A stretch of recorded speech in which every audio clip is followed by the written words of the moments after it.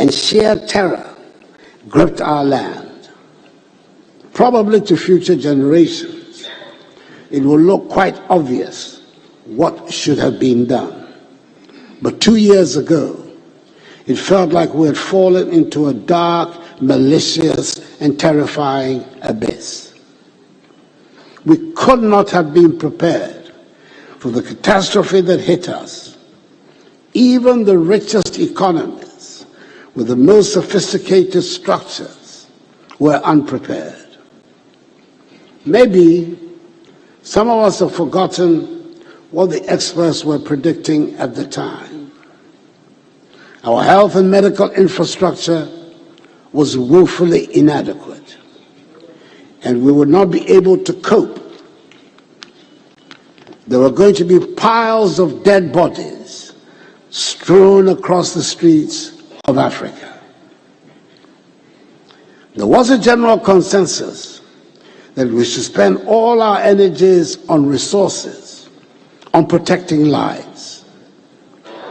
I remember, for example, the discussions about PPEs 2 years ago. The Vaccine Manufacturing Committee, which I set up to respond to this obvious deficiency, has put in place a comprehensive strategy for domestic vaccine production and the establishment of a National Vaccine Institute to implement the strategy, which will enable us to begin the first phase of commercial production in January 2024. A bill will shortly be brought to you in this House for your support and approval for the establishment of the National Vaccine Institute. This pandemic exposed other shortcomings of our country, which have undoubtedly contributed to the anxieties that have befallen the nation. Agenda 111 was born out of this necessity to address some of these shortcomings. At the normal rate of growth, we're not likely to make up the deficit in our health facilities infrastructure for a very long time. Hence the need for a special dedicated program of infrastructural development. We are undertaking the construction of 101 entities, which comprise standard 100-bed district hospitals for 101 districts without hospitals, with accommodation for doctors and nurses. 6 new regional hospitals for each of the 6 new regions. The rehabilitation of the Efia Nkwanta Hospital in the Western region. 1 new regional hospital for the Western region. And 3 psychiatric hospitals for each of the 3 zones of the country, that is North, Middle, and Coastal.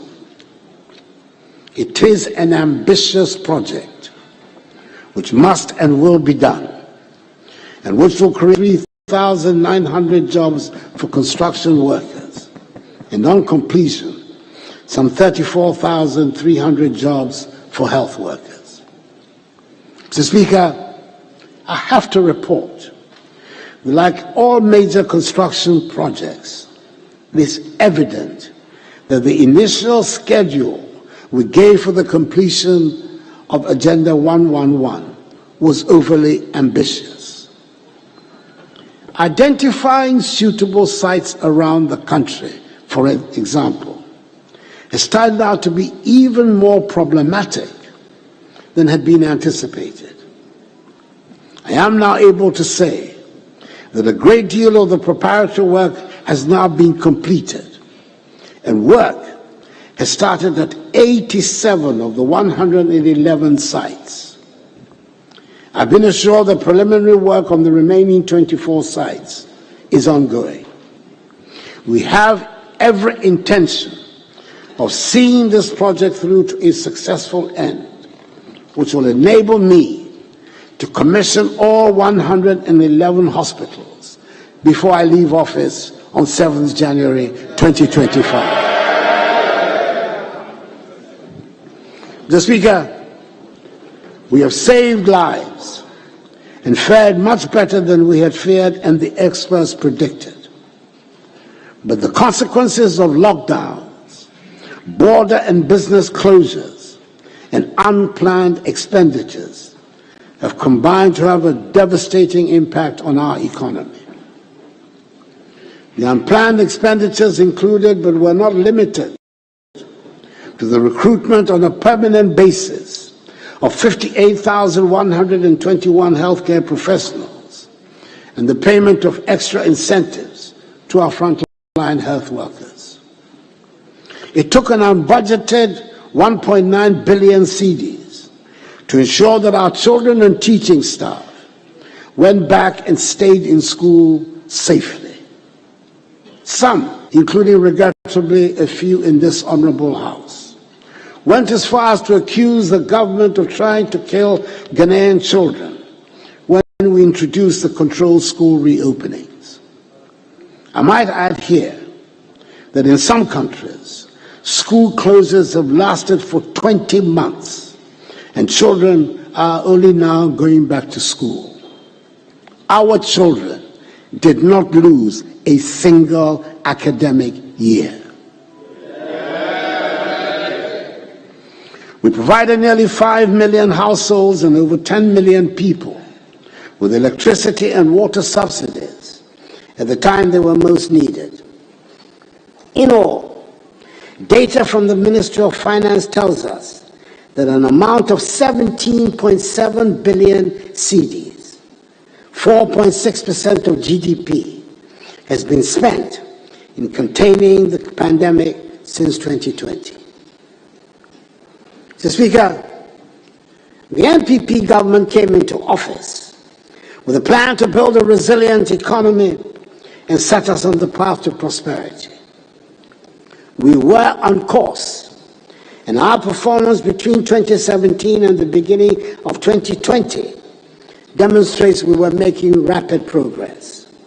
Indeed, in 2017, 2018, and 2019, we recorded average annual GDP growth rates of 7%, making us one of the fastest growing economies in the world.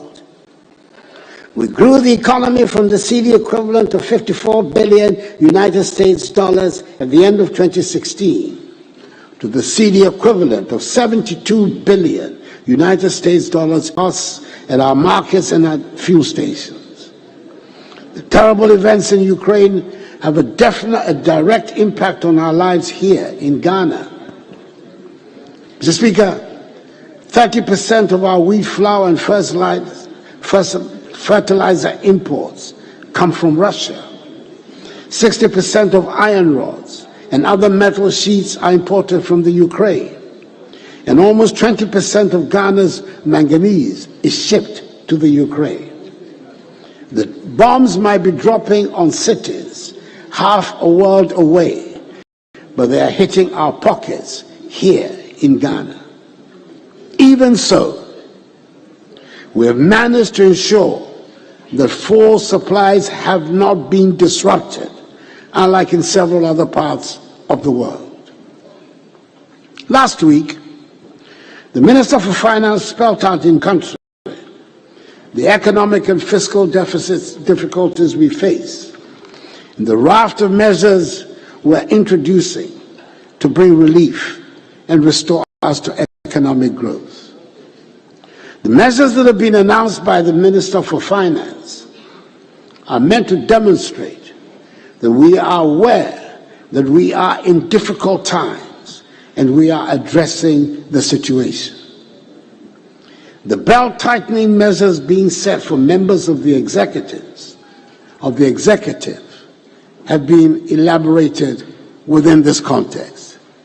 And I'm hoping that you're going to join us in this undertaking.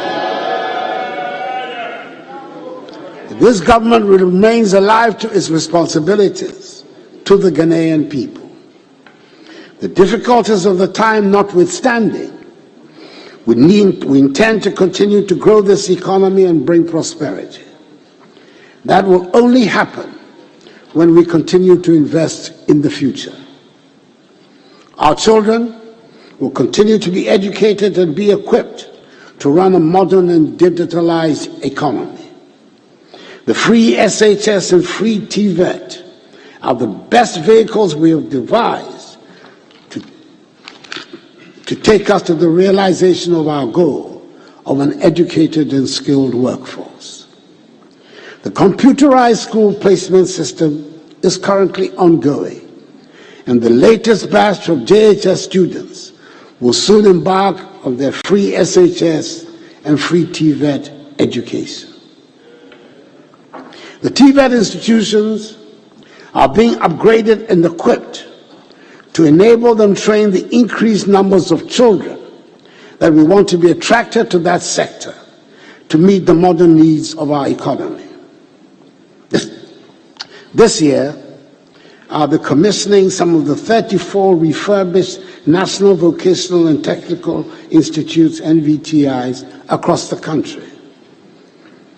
The refurbishment comprises the construction, rehabilitation, and equipment of laboratories, workshops, additional classrooms, hostels, and administrative offices. Within the next few months, the construction of 5 technical colleges will begin in various parts of the country. 3 technical institutes will be upgraded to tertiary status. The initial phase for the construction of 9 TVET campuses will commence next month in Bosumtwe, Achimewisa, Boakon, Kenyase, Patuda, Dambai, Larabanga, Guabuliga, and Tolibri. These campuses will have academic facilities, workshops, laboratories, hostels, and staff accommodation, and provide access for training. Government is in the process of securing financing for the construction of 5 STEM universities in 5 new regions, that is Western North, Savannah, Northeast, Ahafo, and Uti regions. Steps are being taken to turn the planned Bunso campus of the University of Environment and Sustainable Development into a standalone independent university focused on the study of engineering. Construction of this campus is set to begin within the next 3 months. Mr. Speaker, the risk for our people in the creative arts, fashion, and film industry. We want to unleash the creativity, enterprise, and innovation of our youth by giving them education and skills training in the creative arts. The Creative Arts Senior High School in Kwadaso in Kumasi, whose construction is currently 70% complete, will serve as a beacon for many young and talented people seeking a fulfilling career in this field. Mr. Speaker, I recall with nostalgia the end of year 2019, just before the onset of COVID, when the world came to Ghana in that December to remember. And we were the happy place to be at the end of our year of return. Ghana continues to lead the push for African renaissance through the decade-long Beyond the Return project. The December in Ghana component of this project has positioned Ghana as the destination to visit every December. Last year, the country recorded some 623,523 visitors, up from the 55,108 visitors the year before, signifying a marked rebound of our tourism sector. We should recapture those glorious moments and build on them as we work hard to reclaim what we lost to the COVID years. Government is therefore undertaking a comprehensive renovation and modernization of tourist attractions across the country, such as the Cape Coast and Elmina castles, Kwame Nkrumah Memorial Park, which will enable us to position Ghana as the preferred tourism destination in West Africa. Mr. Speaker, government is determined to make our country the place where hard work pays good dividends. We made substantial investments in the agriculture sector. For example, because we recognize this substantial number of our people make a living. The successes of the program for planting for food and jobs have transformed the lives of many farmers around the country. I'm glad to announce that the Tono irrigation dam has been fully rehabilitated and is back to life and fully operational, and is serving the needs of many farmers in the areas around them. The result of significant investment by my government in the Ghana Commercial Agriculture Project has resulted in the availability of a total of 13,190 hectares of additional irrigable land through the rehabilitation of Tono, Pong, Left Bank, and Pong irrigation schemes for rice and vegetable cultivation. Immediate benefits arising from the scheme include improved rice yields, increasing from 4.5 tons per hectare to 5.5 tons per hectare, leading to increased production and growth in farm incomes. This has benefited some 14,264 smallholder beneficiaries directly, creating some 40,000 jobs along several value chain activities generated from the irrigation schemes. In particular, at the Pong Left Bank irrigation project, government through the Ministry of Food and Agriculture has recently engaged 9 large-scale investors in addition to smallholder farmers at the Pong Left irrigation project, who will be producing rice, maize, and vegetables on 1,300 hectares, using modern production technologies to achieve improved productivity and production within the next 3 months. Government has also invested in the vegetable sector through the Ghana Peri-Urban Vegetable Value Chain Project.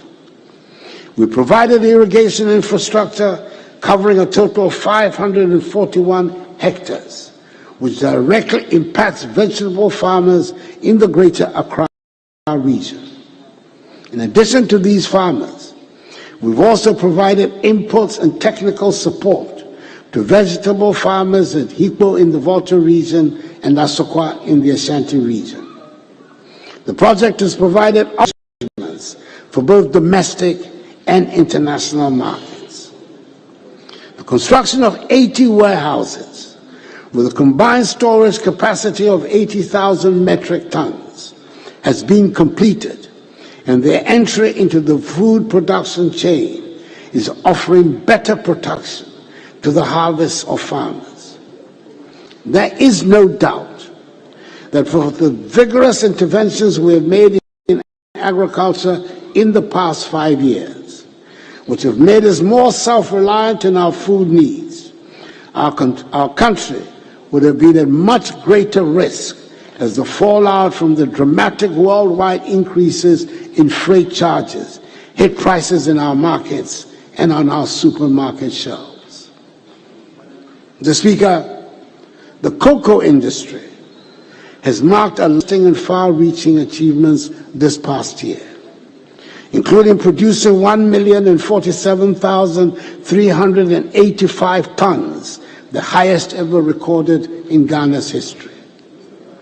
Together with our counterparts in Côte d'Ivoire, we have addressed the inequalities in the international marketing system of cocoa by paying a living income differential of 400 United States dollars per ton of cocoa to our farmers. This is a remarkable initiative that cushions the income of the Ghanaian cocoa farmer, the backbone of our economy. I want to draw attention to one other innovation in the industry that appears to be a small item. A non-adjustable electronic weighing scale has been introduced for the purchase of cocoa from our cocoa farmers. This scale, which was introduced at the start of the cocoa season in October, has been approved by the Ghana Standards Authority. It cannot be tampered with by purchasers. Not many people outside the cocoa industry will realize the significance of the introduction of this little bit of technology. But it brings to an end one of the main sources of distrust between cocoa farmers and officialdom. The age-old belief and suspicion that cocoa farmers are being cheated by tampering with the weighing machines has come to an end. The same use of technology to attract more young people into agriculture is continuing with the training of 537 youth in the production of high-value vegetables using greenhouse technology. 190 of them have been on an 11-month internship in Israel, and they are back with a lot of enthusiasm. We are expecting great things from them. Indeed, Mr. Speaker, we expect things from the greater use of technology and the digitalization of our economy as a whole. I'm happy to report that the National Identification Card, the Ghana card, has finally been integrated into our everyday lives as a cradle-to-grave necessity. Never again will it be that someone born in this country will live a full life, die and be buried without any record of his or her existence. The operations of the birth and death registry are finally being digitized to make sure the documents issued from that department are accorded the respect they should have. Every child born in this country will be registered, and the date of birth registered will remain your date of birth throughout your life.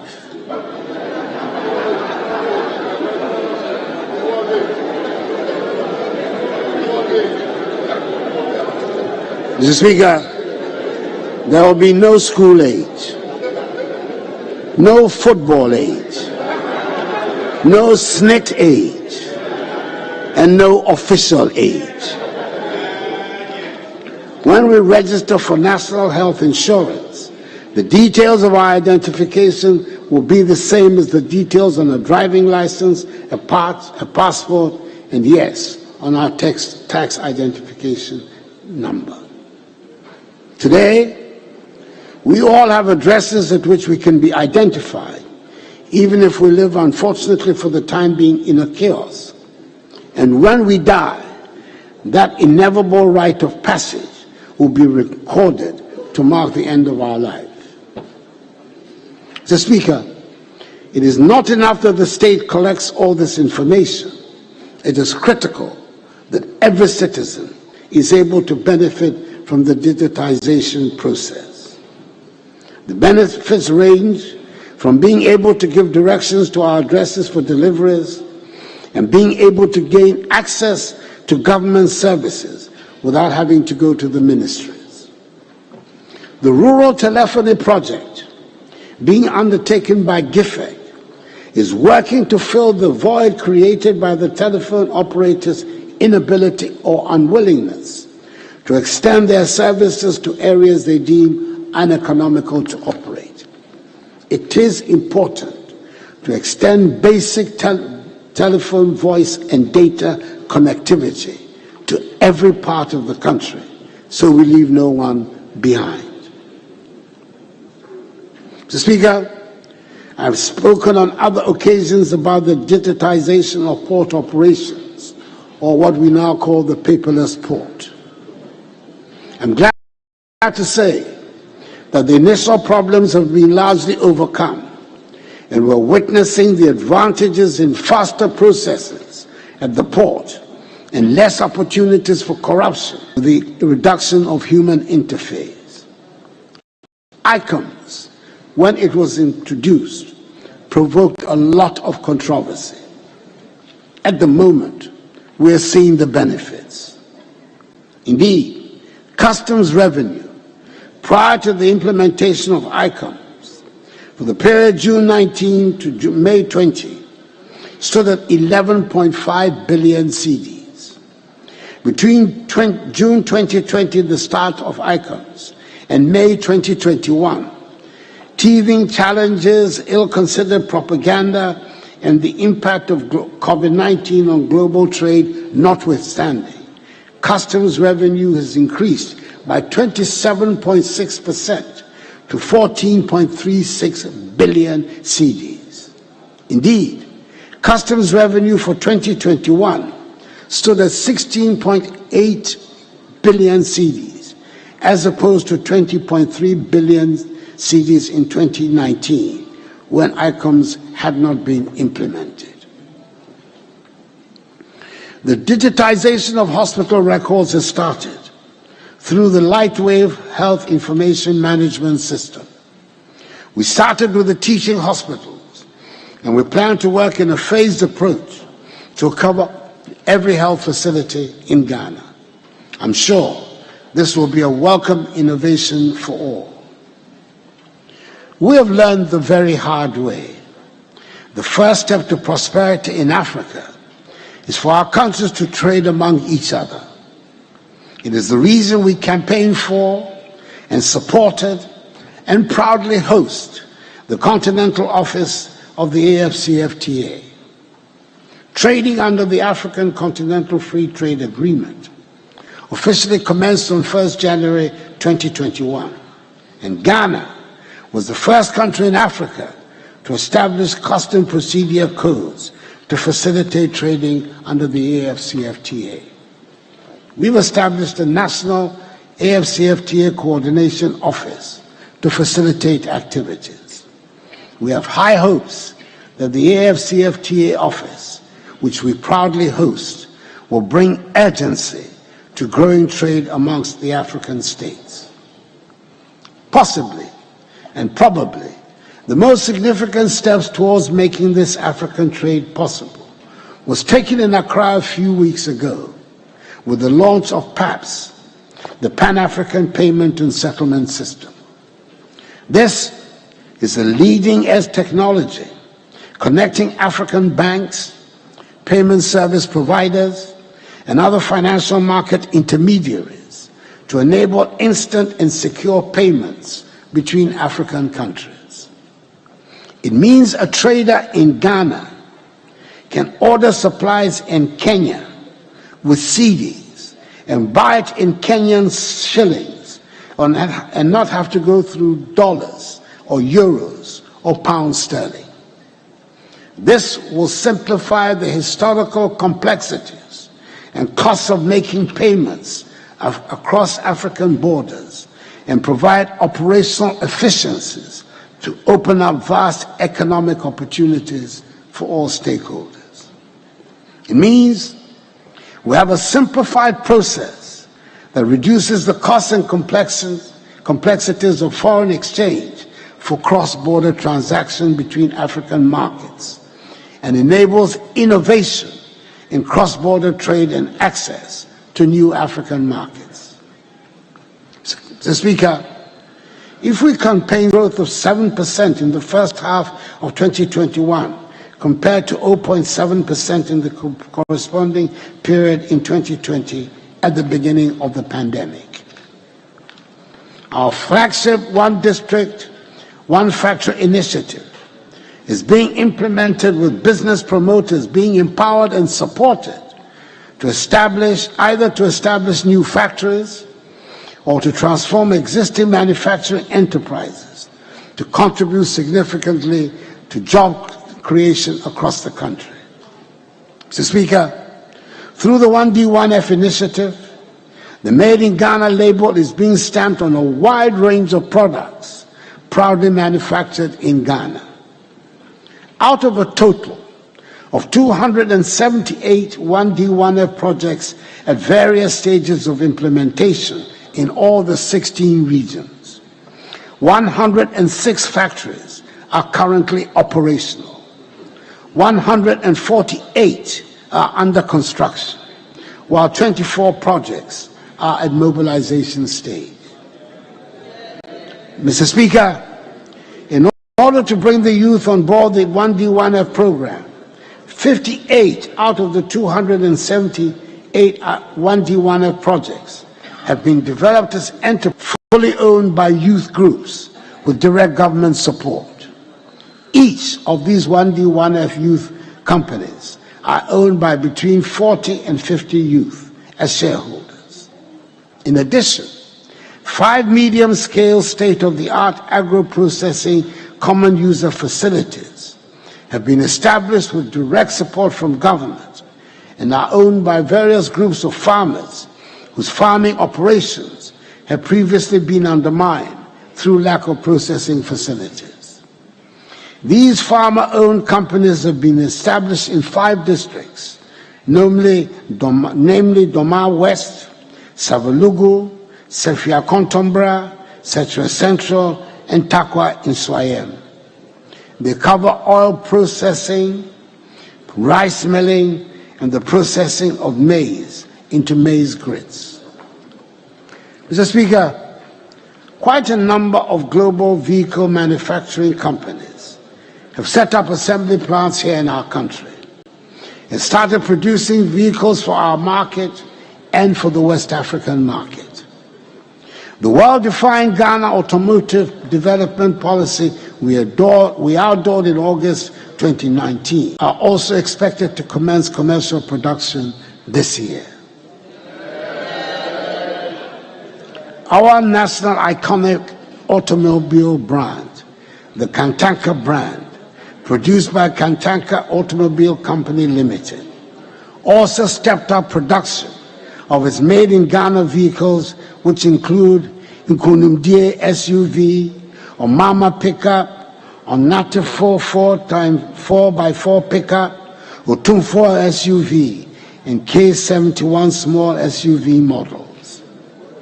Now that the Minister for Finance has announced an embargo on the importation of 4x4 vehicles for official use, I hope the local assembly plants will take full advantage of the opportunity, especially since government is continuing with its policy of giving first priority to locally assembled vehicles in respect of all publicly financed procurement of vehicles. Mr. Speaker, we have proof beyond the education, agriculture, and manufacturing sectors to show that we have been using state revenue to expand infrastructure across other sectors and improve lives. For the first time in our history, we are doing something about the infrastructure needs of the judiciary on a major scale. A courthouse is an essential element of the architecture of a state dedicated to the promotion of the rule of law. And yet, there are large areas of our country that completion and should be handed over to the judiciary soon. Mr. Speaker, 121 residential units for the judiciary are also being built across the country. Furthermore, 22 new modern townhouses are being constructed at Denyame in Kumasi to address the accommodation challenges facing Court of Appeal judges assigned to the northern sector. Some of you might remember that work began some 20 years ago on the construction of Law House, a proposed new office accommodation for the Office of Attorney General and Ministry of Justice. A 12-story edifice consisting of 10 floors above ground and 2 stories underground. Work on the project has stopped many years ago. I'm glad to say that not only has the project been resurrected, I'm told it is expected to be completed by the end of this year. Mr. Speaker, whilst on the subject of law enforcement, the passage of the Right to Information Act, the Witness Protection Act, the amendment of the Criminal Offences Act, and other laws have enhanced significantly the capacity of the state in the fight against corruption. It is also an undeniable fact that budgetary allocations for institutions actively engaged in public sector accountability, that is the Office of the Auditor General, the Judiciary, Parliament and the Ghana Police Service, have witnessed significant increases since I assumed office in 2017. Furthermore, we now have a new special prosecutor who appears to have all the wherewithal necessary to exercise vigorously the prerogatives of his office. Mr. Speaker, it is in the road sector that we have registered the greatest infrastructure achievement. I know that the word unprecedented is often used with careless abandon in our public discourse, but I use it carefully and purposefully. In the 5 years of my government, so far, more roads have been built, improved, and upgraded than at any equivalent period under any government in the history of Ghana. Some 10,885 kilometers of new roads have been constructed in these 5 years. Let me mention, Mr. Speaker, that yesterday it was my honor and great pleasure to have commissioned the Tamale interchange.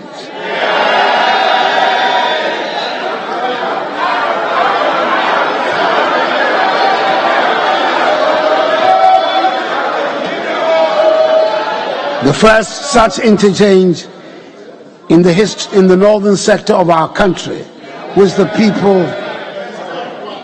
people of Tamale gladly celebrated. I considered it to be a most satisfying birthday present. We intend to continue with the building of roads around the country to accelerate the opening up of our country. Excuse me. Mr. Speaker, we have kept to our promise and kept the lights on in spite of worldwide upheavals in the energy sector and in spite of the huge legacy debts we inherited. We've almost completed the process of restructuring these debts to reduce their crippling effects on our public expenditure. With the introduction of more bulk supply points in areas such as Kaswa and Pokuase, power transmission has improved tremendously in the southwestern and northwestern parts of Greater Accra. Power lines are getting upgraded to reduce commercial and technical losses and increase transmission capacity. Under the National Electrification Scheme, a total of 279 communities have been connected to the national grid. This has increased the national electricity access rate from 85.7% in 2020 to 87.3% as of January 2022. 487 more communities are at various stages of connection and completion.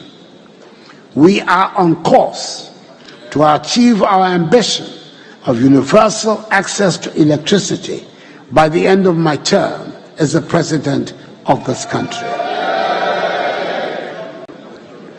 The accommodation problems, Mr. Speaker, facing the military have long been matters of national sadness.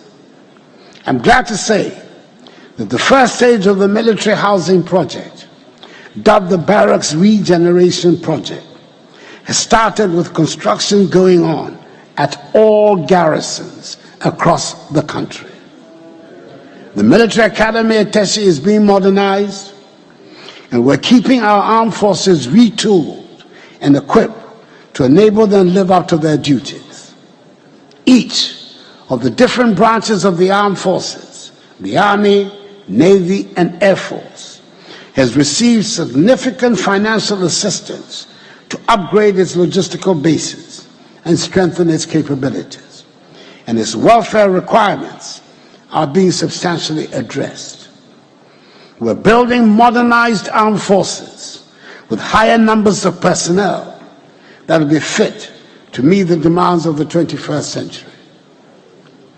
The protection of our borders puts extra burden on the military, especially since there's increased terrorist activity in the region and instability in many of our neighboring countries.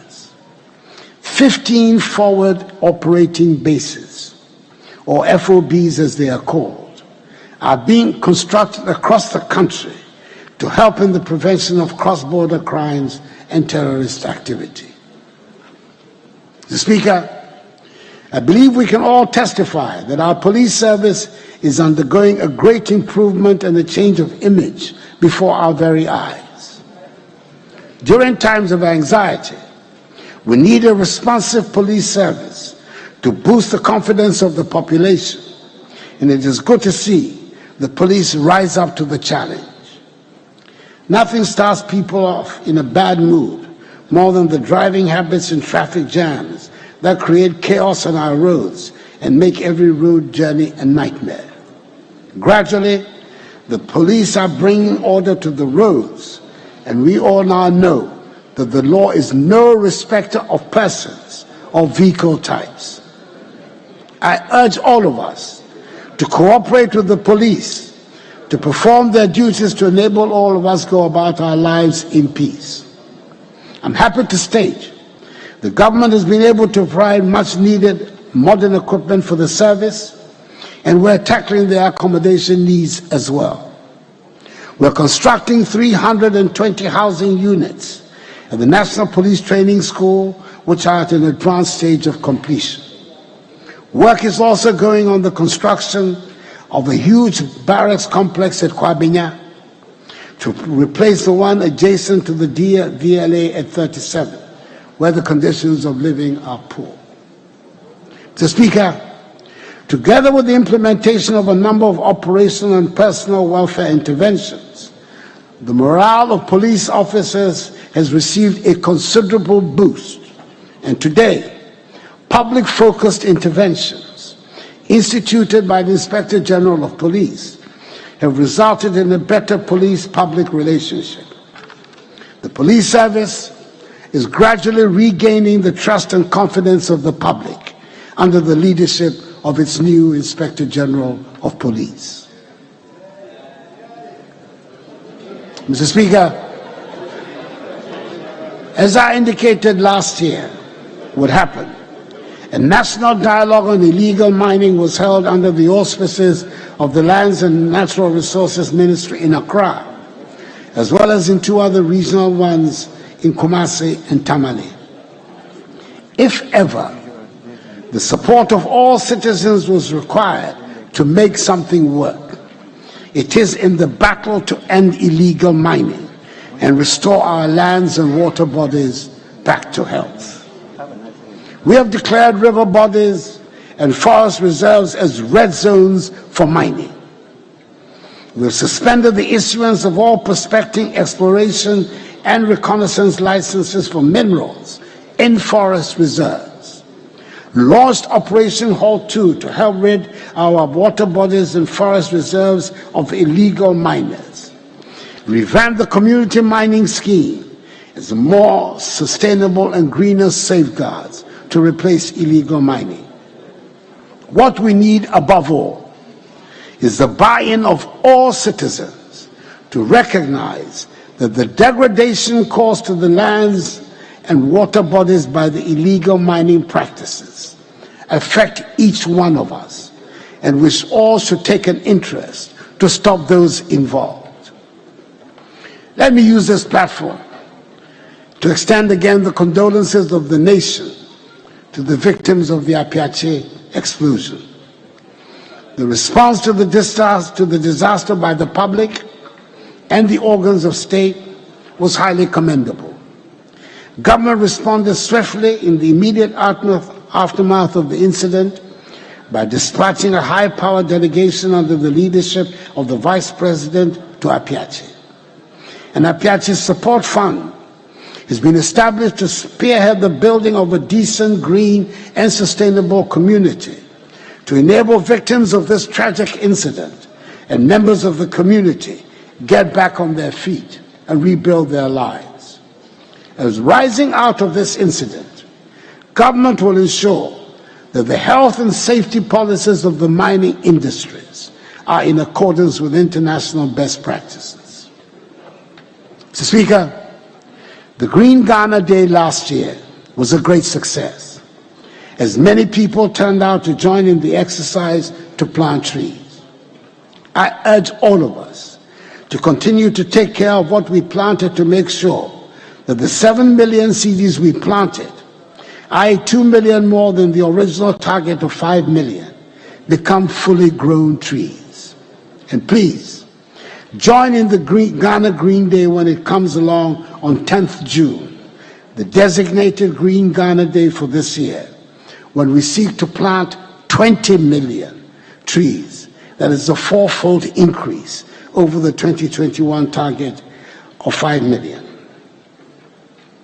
Mr. Speaker, you would recollect that in my message to Parliament last year, I indicated the government is collaborating with the private sector to establish 14 medical waste treatment facilities and commence the construction of 16 integrated recycling and compositing plants across the country to help address once and for all the safe disposal of medical and municipal solid waste.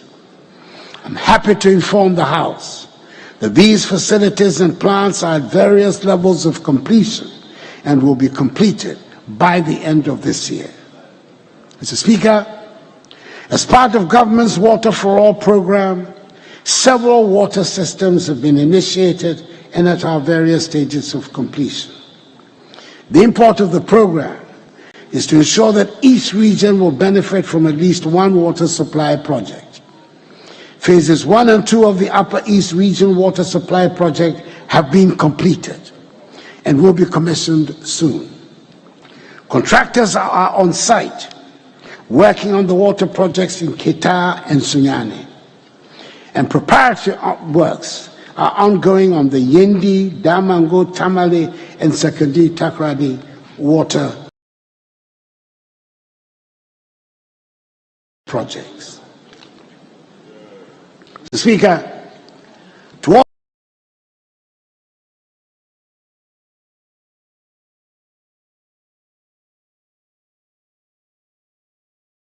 addressing the housing needs of Ghanaians, government has developed a new affordable housing program, with the state now playing the role of facilitator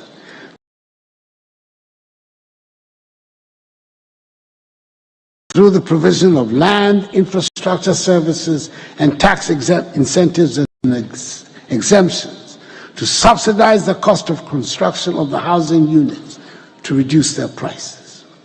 In furtherance of this, preparatory works have commenced for the development of 2 designated sites at Pokwase Amasama in the Greater Accra region and Dedesua in the Ashanti region, which are expected to deliver some 12,000 housing units.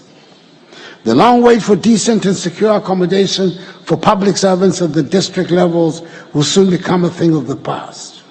Government, through the State Housing Company Limited, has commenced works on the preparation of the district housing program for the construction of rental housing units at the district level for public servants.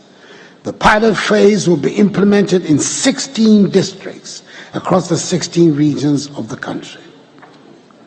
That notwithstanding, Mr. Speaker, government continues the completion of the existing affordable housing projects to increase access to secure, safe, adequate, and affordable housing units across the country.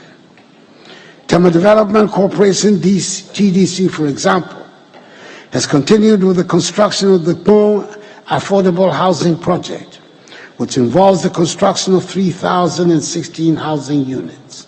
The project is currently 30% complete.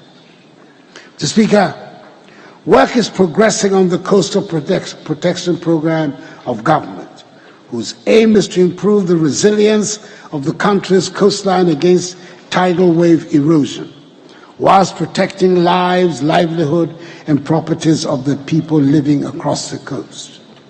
Accordingly, the Dansomai, Axim, Amanfo, Kuma, Anomabo, and Elmina Phase 3 coastal protection projects are currently at 98%, 100%, 65%, and 80% respectively. Other coastal protection projects are currently ongoing at Cape Coast, 72% complete, Discove, 38% complete, Commander, 85% complete, Abwazi Phase 2, 30%, and Ningo Pram Pram, 44%. In the medium term, government will commence works at Blekusu, Apam, Axim, La, and Teshi, Dansoman, Shaman, Ningo Pram Pram, Temanu Town, Anoga, and Takrady. Mr. Speaker, government's commitment to constructing a modern railway network in our country is gradually bearing fruit. The construction of the 22-kilometer section of the Western Railway line on a new standard gauge from Kojokrom to Manso, which commenced in 2018, is on schedule to be completed before the end of this year. Ahead of its completion, government has secured the needed funding to continue the Western Railway Development Project for an additional 78 kilometers from Manso to Huni Valley. The project will also include the conversion of the dual-gauge tracks between Takrady and Kojokrom from narrow gauge to standard gauge. Mr. Speaker, I'm grateful to this House for considering and approving a commercial contract and a facility agreement of some 439 million euros to finance the development of another section of the Western Line from Idiadim to Obuasi, covering a distance of 51 kilometers. A lot more attention will be paid this year towards securing additional resources to complete the development of the Western Line from Awaso to link with the bauxite deposits at Ninehi, which will facilitate the development of the Ghana Integrated Aluminum Development Corporation GIADEC project. Mr. Speaker, potentially one of the most decisive interventions of the 2022 budget has been the Youth Start program, which has been established to encourage the development of entrepreneurship amongst the youth. Coupled with an even greater systematic support for the private sector, which will be a priority of my second term, it represents a major pathway for the economic growth and transformation of our country and for the solution of unemployment. Mr. Speaker, I cannot purport to speak about the state of the nation without addressing some critical governance issues that have featured in recent public discussions. Certain elements have attempted to advocate coups d'etats as the answer to the problems of the nation. We came through a long and tortuous journey to arrive at today's consensus on a multi-party democracy. But the last 29 years of our Fourth Republic have shown that this has been the most productive period since our independence. Both the major political parties of the country, the New Patriotic Party, NPP, and the National Democratic Congress, NDC, have made positive contributions to this development. There's work to be done on building our institutions, but our democracy is worth fighting for. It is up to us to find a way to accommodate each other and our differences. The exodus of our artisans and professionals and the emptying of teachers from our schools. Speaker, today, at every traffic light junction in our big towns and cities, You can see the results of instability in our neighborhood with the influx of refugees into our country. We should be unapologetic about campaigning for stable democratic governments in our region. We do not want to be an island of peace and stability in a region of turmoil. We do not aspire to be prosperous in the midst of want and poverty.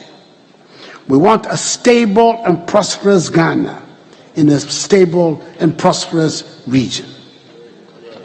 We should use our chairmanship and membership of ECOWAS, our membership of the African Union, our membership of the Commonwealth, our membership of La Francophonie, and our position as a non-permanent member of the UN Security Council to advance these goals.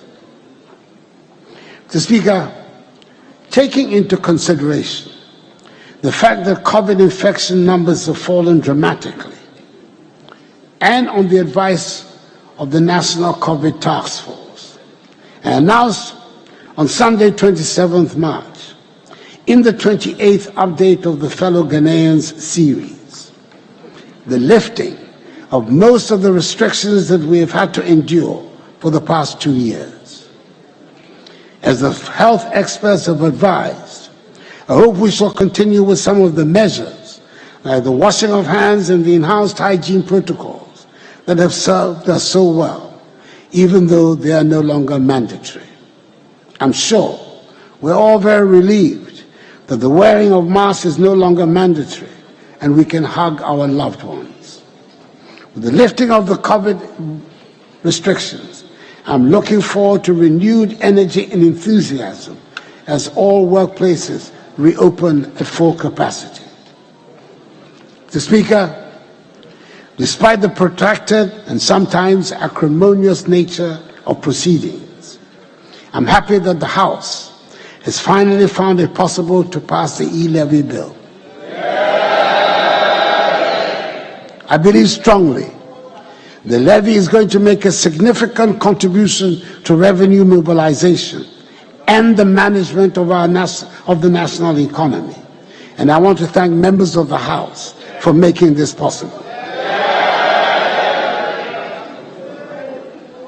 Mr. Speaker, there are many problems that we have to overcome to get back to where we ought to be. I need your support. No president, no parliament, no government can undertake this task all by themselves. We need all Ghanaians to pull and push together. The road to recovery will be long and hard, but we have started on a good footing by accepting that we are in a difficult place and are taking the difficult decisions that will get us out. If anyone had ever had any doubts about the need for self-reliance, the point has now been forcibly drilled home to us. The pursuit of the Ghana Beyond Aid agenda is even more compelling now. I have no doubts whatever, Mr. Speaker, that we have it in us to build the Ghana of our dreams. I saw the spirit of togetherness and the willingness to help each other when COVID struck. We looked out for each other. I saw the sense of enterprise and innovation of the Ghanaian. I saw our manufacturers quickly adapt their plans to produce sanitizers, and our tailors equally quickly displayed the innovation they had always been known for by turning face masks into fashion items. We have first-class health professionals, and they came into their own during the crisis, and we're providing the infrastructure to enhance the quality of their work. We have first-class teachers. They showed it when the pandemic struck and kept our children firmly to their books. The self-confidence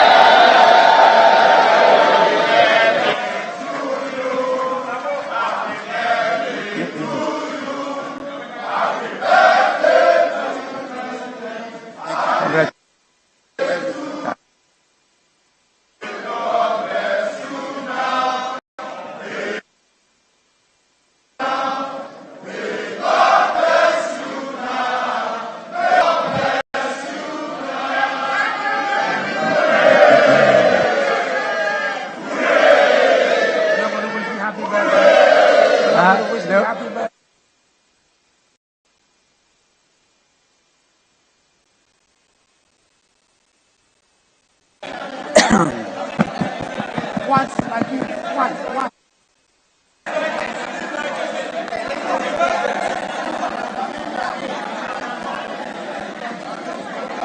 members,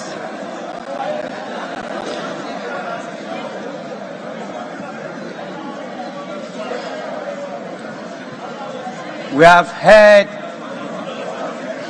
His Excellency the President. We've also heard the concerns that some of you have raised, and His Excellency has responded to it. I, on behalf of all of you, in accordance with Standing Order 58, wish to convey to His Excellency the President the gratitude of the House. Honorable members, again, in accordance with the practice of this House, a formal communication will be forwarded to His Excellency the President after the House has thoroughly debated this message on the state of the nation. With this, and looking at the time of the day, I want to give the opportunity to the leadership of the House to, if there is any indication of where we proceed from here.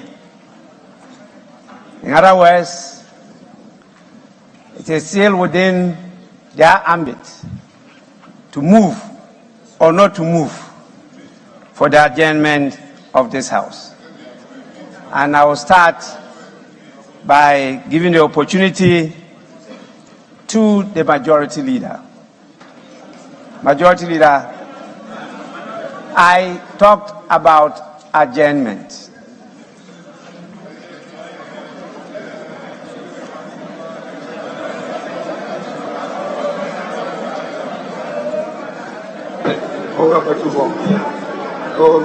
The Speaker, as you indicated, we've just listened to the President deliver the message on the state of the nation.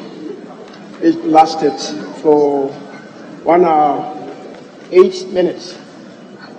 Speaker, given the exigencies of times, it's intended for us to begin the debate on the message tomorrow.